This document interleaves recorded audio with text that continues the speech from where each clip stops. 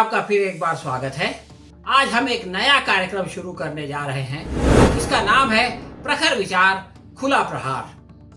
ये प्रखर विचार जाने माने बुद्धिजीवी श्री सुधेंद्र कुलकर्णी के हैं, जो अपने ज्ञान और बोल्डनेस के लिए सारी दुनिया में जाने जाते हैं। दोस्तों, ये हमारा सौभाग्य है कि आज हमारे साथ श्री सुधेंद्र कुलकर्णी मौजूद हैं। इनका इस कार्यक्रम में स्वागत है।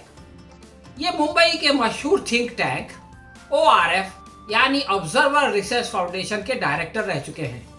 कई किताबों के लेखक हैं, अंतरराष्ट्रीय मामलों के विशेषज्ञ माने जाते हैं, कई बार चीन की यात्रा कर चुके हैं, सरकारी गलियारों की ऊंच नीच जानते हैं क्योंकि अटल जी के काल में आप पर प्रधानमंत्री कार्यालय में डायरेक्टर की जिम्मेदारी थी।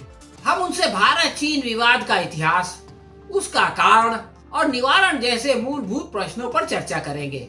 परंतु चूंकि ये बहुत विशाल सब्जेक्ट है, इसलिए पूरी बातचीत को कई भाग में प्रस्तुत किया जाएगा। इतिहास के पन्नों को पलटने से पहले आइए वर्तमान काल का एक ज्वलंत प्रश्न हम इनसे पूछते हैं।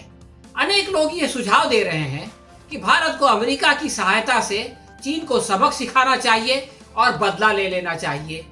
ये जानना महत्वपूर्ण है कि इसका क्या परिणाम होगा और ये किस प्रकार अंतरराष्ट्रीय राजनीति को प्रभावित करेगा। हाँ, तो श्री सुधेंद्र कुलकर्णी जी, आप सबसे पहले हमारे इस प्रश्न का उत्तर दीजिए। आपने एक बहुत ही अहम सवाल पूछा है कि क्या हम चीन से मुकाबला करने में किसी दूसरे मुल्क का हाथ पकड़ना चाहिए, किसी दूसरे मुल्क का समर्थन लेना चाहिए। हम सब जानते हैं कि आज दुनिया में चीन और अमेरिका के बीच बहुत बड़ा टक्कर चल रहा है, क्योंकि अब तक दुनिया में अमेरिका एक ही सुपर पावर था। पहले दो सुपर पावर थे, एक अमेरिका और दूसरा सोवियत यूनियन, लेकिन सोवियत यूनियन तो चला गया। अब वो सुपर पावर रहा भी नहीं, रशिया। एक ही सुपर पावर था अमेरिका, लेकिन अमेरिका की ताकत कमजोर होती जा रही है और पिछले कुछ दो दशकों में चीन आर्थिक दृष्टि वो बहुत शक्तिशाली बन रहा है और अमेरिका को लगता है कि अब तो हमारा कंपटीशन चीन से होगा, तो इसलिए चीन को कैसे कंटेन किया जाए, उसको कैसे कोने में ढकेल दिया जाए, उसको कैसे कमजोर किया जाए। तो अमेरिका ने एक भारत को अपने साथ लेने के लिए एक रणनीति बनाई है, उसका नाम है क्वाड्रिलैटरल सिक्योरिटी अलायंस। तो अमेरिका ने हमारे सामने यह रखा कि अमेरिका, भारत, जापान और ऑस्ट्रेलिया, इन चार मुल्कों को साथ आना चाहिए और चीन को कंटेन करना चाहिए। तो चीन को लगता है कि भारत ये अमेरिका के अलायंस में ये पार्टनर बनने जा रहा है और इसलिए चीन की जनता में और चीन की हुकूमत में हम भारत के बारे में एक सस्पिशन पैदा हुआ है। क्या चीन को कमजोर करने के लिए भारत अमेरिका का साथ लेगा?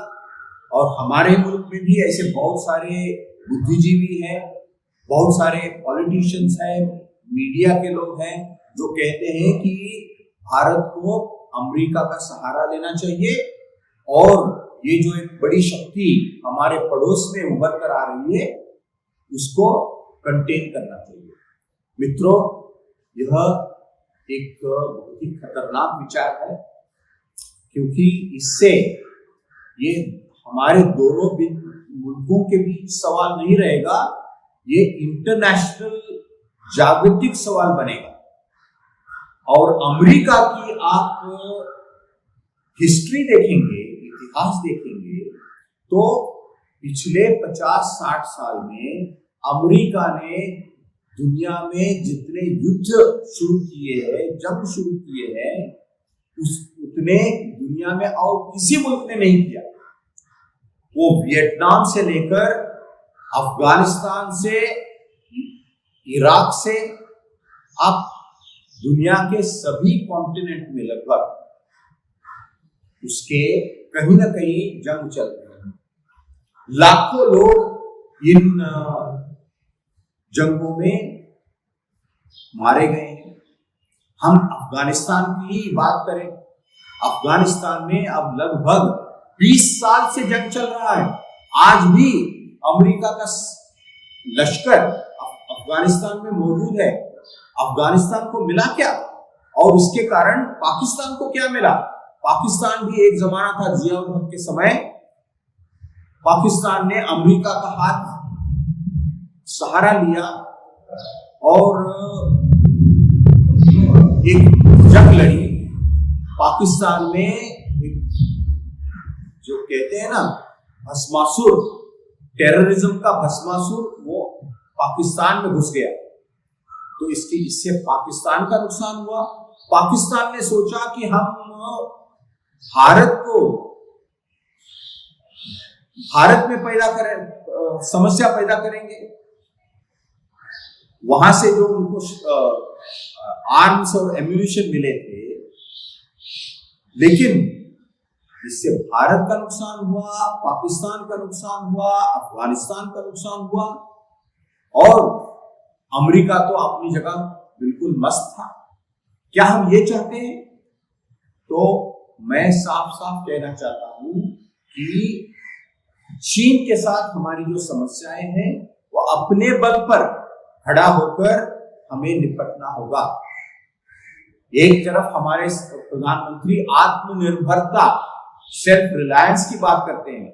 सेल्फ रिलायंस अपने पैरों पर खड़ा होना। तो क्या हम सिक्योरिटी के मामले में भी, देश की सुरक्षा के मामले में भी क्या अपने पैरों पर खड़ा नहीं होना चाहिए? चाइना क्या किसी दूसरे मुल्क के साथ उसने हाथ मिलाया है? उसने अपने कोशिशों से, अपने प्रयासों से वह आज एक बड़ी शक्ति बन गई है। तो हम भी बन सकते हैं। हम चीन से कोई कम नहीं है। चीन बहुत बड़ी गलती करेगा यदि भारत को कमजोर मानेगा तो इसलिए मैं बहुत बार चीन जाता रहता हूं। मैं चीन के लोगों से, वहां के पॉलिटिशियन से, वहां के मीडिया के लोगों से कहता हूं कि आप भारत मित्र है, उसको दुश्मन मत बनाइए। भारत यदि आपका दुश्मन बनेगा तो आपका बहुत बड़ा लॉस होगा। तो आज चीन को भी चाहिए कि वो अपनी घमंड कम करे और भारत के साथ बातचीत के जरिए इस समस्या को हल करे, गलवान वैली का, और आगे चलकर भारत के साथ मिल बैठकर ये जो पूरी सीमा है, इस सीमा को डिफाइन करके एक परमानेंट सॉल्यूशन निकाले ताकि हम अमन चैन से रह सकते हैं। इसके साथ मैं और एक बात जोड़ना चाहता हूं कि जैसे हमें भारत और चीन के बीच कॉम्प्रोमाइज फॉर्मूला ढूंढकर इस समस्या को हल करना है, इसी तरीके से कश्मीर की समस्या को हल करना चाहिए, क्योंकि हम मिलिट्री भेजकर पीओके नहीं ले सकते। जैसे मिलिट्री भेजकर अक्साई चिन्ह नहीं ले सकते, मिलिट्री भेजकर पीओके नहीं ले सकते। तो कितने दिन हमारे जवान मरते रहेंगे, पाकिस्तान के जवान मरते रहेंगे, हमारे जनता मरती रहेगी, भारतीय जनता मरती रहेगी।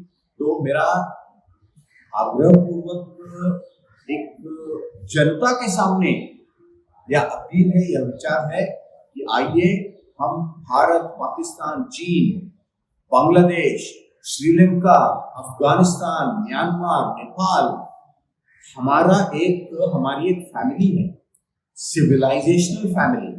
हम एक लोग हैं, मुल्क अलग अलग हैं, लेकिन हमारी सभ्यता, हमारा कल्चर, जुबान, मजहब भी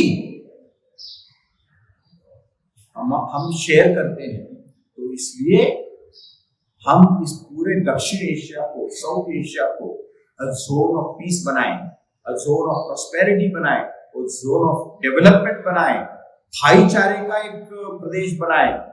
हमारा लड़ते रहना ये कितने दिन चलेगा? तो आज जो एक क्राइसिस बनी है, इस क्राइसिस को हम एक अपॉर्चुनिटी के रूप में इसको ट्रांसफॉर्म करें, परिवर्तित करें और एक नया भविष्य बनाएं। बहुत बहुत शुक्रिया, धन्यवाद।